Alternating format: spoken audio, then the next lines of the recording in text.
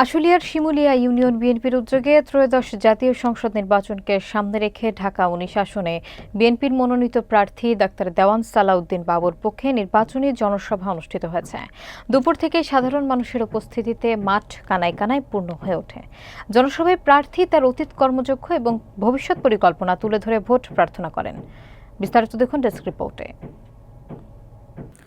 ত্রয়োদশ জাতীয় সংসদ নির্বাচনকে সামনে রেখে আশুলিয়ার শিমুলিয়া ইউনিয়ন বিএনপির আয়োজনে ঢাকা ১৯ আসনে বিএনপির মনোনীত প্রার্থী ডাক্তার সালাউদ্দিন বাবুর পক্ষে নির্বাচনী জনসভা অনুষ্ঠিত হলে সেটি দুপুরের আগেই ভরে ওঠে জনস্রোতে। বিকেলে সমাবেশ হওয়ার কথা থাকলেও বিভিন্ন এলাকা থেকে মিছিল সহ নেতাকর্মী এবং সাধারণ মানুষ আগেভাগেই মাঠে এসে অবস্থান নেন। বিশেষ করে আশুলিয়া থানা যুবদলের সাবেক সভাপতি রকিব দেওয়ান রকির নেতৃত্বে আসা বিশাল মিছিল স্থানীয়দের নজর কাড়ে। শিমুলিয়া ইউনিয়ন বিএনপির সভাপতি আব্দুল্লাহ আল মামুনের সভাপতিত্বে অনুষ্ঠিত এই সমাবেশে জেলা ও থানা পর্যায়ের নেতারা নির্বাচনী পরিস্থিতি ও দলের অবস্থান উপস্থাপন করেন। প্রধান অতিথির বক্তব্যে ডাক্তার দেওয়ান সালাউদ্দিন বাবু উল্লেখ করেন, গত ১৫ বছরে ক্ষমতাসীন সরকারের আমলে ভোটাধিকার কার্যত ক্ষুণ্ণ হয়েছিল বলে তার ধারণা। তিনি দাবি করেন, দিনের ভোট রাতে হওয়ার অভিযোগ জনগণের ক্ষোভ সৃষ্টি করেছে এবং বিএনপির প্রার্থী হিসেবে তিনি ৫ বার মনোনয়ন পেয়েছেন। ২ বার সংসদ সদস্য হিসেবে দায়িত্ব পালন করেছেন। তিনি আবারও ধানের শীষে ভোট চান এবং শিমুলিয়াকে বিএনপির ঘাঁটি বলে উল্লেখ করেন। যুব সমাজকে রক্ষা করতে তিনি জিরো টলারেন্স নীতি অনুসরণে প্রতিশ্রুতিবদ্ধ বলে জানান এবং জনগণের ভালোবাসা ও ভোটে আবারও তাদের সেবক হতে চান। আপনি চাইলে 2 মিনিট 3 মিনিটে অনেক কিছু বলা যায়। আমি একটা এক্সাম্পল দিব। 2018 সালে আমাকে দল, আমি 96 সালে এমপি ছিলাম, 2000-এ আপনাদের ভোটে ধানের শীষ থেকে এমপি হয়েছি, 2008-এ নির্বাচন করেছি, 18-তে করেছি। এইটা আমার ৫ম বারের মতো ধানের শীষের নির্বাচন। 2018 সালে মানে দিনের পর রাতে হবে এত কিছুতে বুঝি নাই। সকালবেলা গেলাম আশুলিয়া সেন্টারে, গিয়ে দেখি যে এখানে 2টা সেন্টার, একটা পুরুষ একটা মহিলা।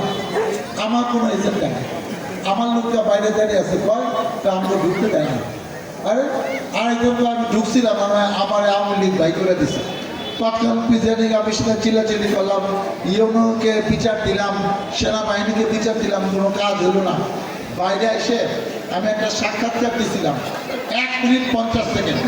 আমি এই জনগণের উদ্দেশ্যে সে মিডিয়ার সামনে সাক্ষাৎকার দেয়, এটা ফেসবুকে আমি দিয়েছিলাম অনেক আগে। আমার কাছে রেকর্ডিং আছে, এই রেকর্ডিংটা আপনি একটু মনোযোগ দিয়ে শুনেন। ভোটারদের যে ভয়ভীতি আতঙ্কের মধ্যে বিগত ৫-৭ দিন করেছে এবং গতকাল সন্ধ্যা করে যে তাণ্ডব প্রত্যেকটি এলাকায় হয়েছে এবং বিভিন্ন কেন্দ্রে যেভাবে তারা প্রশাসনের ছত্রছায়ায় রাতে অন্ধকারে সিল মারা হয়েছে, ভোটারদের তো আমার মনে হয় ভোট কেন্দ্রে আসার প্রয়োজন নাই। সেজন্য ভোটাররা ভোট কেন্দ্রে আসছে না, কিন্তু এটা তো ভোট না, এটা হলো প্রশাসনের বিরুদ্ধে আমাদের একটা যুদ্ধ। সেই যুদ্ধে আমরা এখনো আছি। ভোটের কাজ তো রাতেই হয়ে গেছে, এখন আর ভোট কেন্দ্রে ভোটারও দরকার নাই, এজেন্টের দরকার নেই, কিছু দরকার নেই।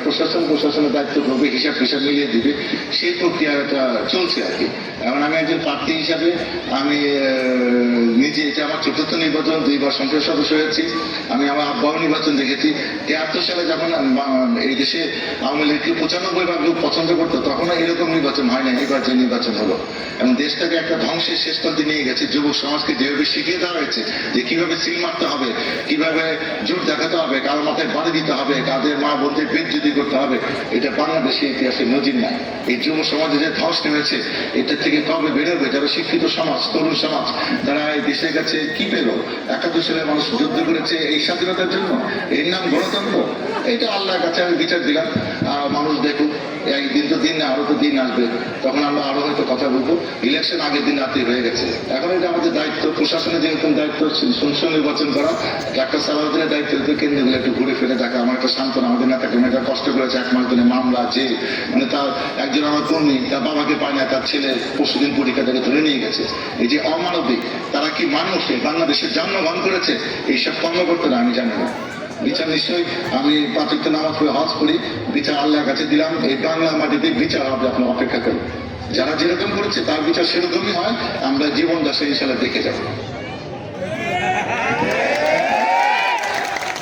আমি যা যা বলছিলাম অনেক কিছু মিলে গেছে। আল্লাহ যে উপরে আছে সেটার প্রমাণ আর বেশি লাগে না। বাংলাদেশে 18 কোটি মানুষ দেখছে যে শেখ হাসিনা কিভাবে এই দেশ থেকে পালিয়ে গেল।